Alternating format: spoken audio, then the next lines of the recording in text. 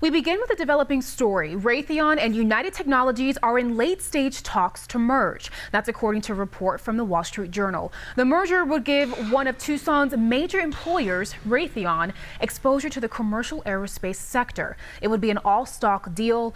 The companies have a combined market value of nearly $166 billion, with United Technologies being twice Raytheon's size. According to the report, United Technologies CEO Greg Hayes would lead the combined company, while Raytheon CEO Thomas Kennedy would become chairman. The deal would be announced as early as Monday, and we have reached out to Raytheon for a response to this report.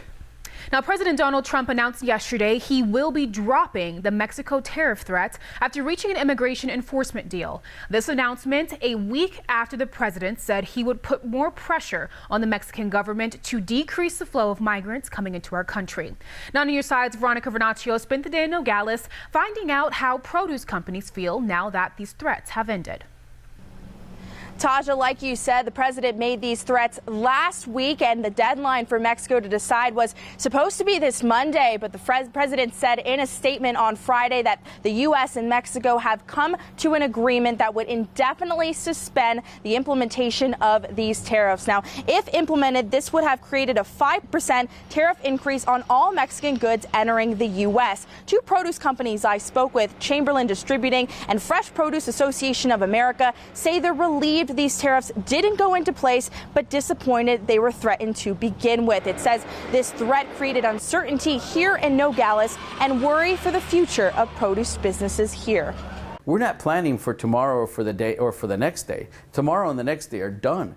We're planning 6 months, a year and a half, 2 years in advance. We're disappointed that our lives are that cheap, that in order to solve a problem that we had no issue in causing, that our businesses were thrown up in the air and left to the wind.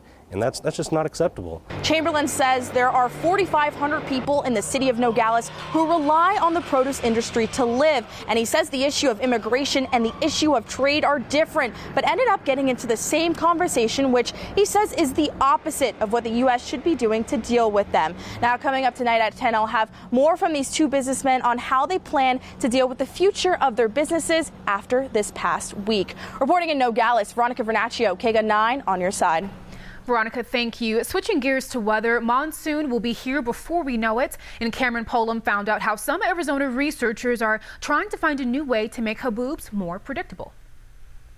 In the middle of the Arizona desert, looking for a spot with no big rocks. Tests are being performed, the results of which may save lives when dust morphs into a wall of chaos. I-10 is right here, and at many places near I-10, dust storms can develop very quickly. Atmospheric research scientist Kyle Ryan says when that happens, visibility for those on the roads can go to zero quickly. There's very large potential for wrecks. But what if experts could predict what regions of the state are more vulnerable to those dangerous storms by the type of soil in the area? So the name of the game is to really get an idea of how the soil varies and how that variability affects dust production. To find that out, we're here at Picacho Peak, spinning soil using a portable wind tunnel powered by 2 car batteries. Good to go. Ryan's slowly increasing power until it registers enough wind inside the dome to produce a dust storm.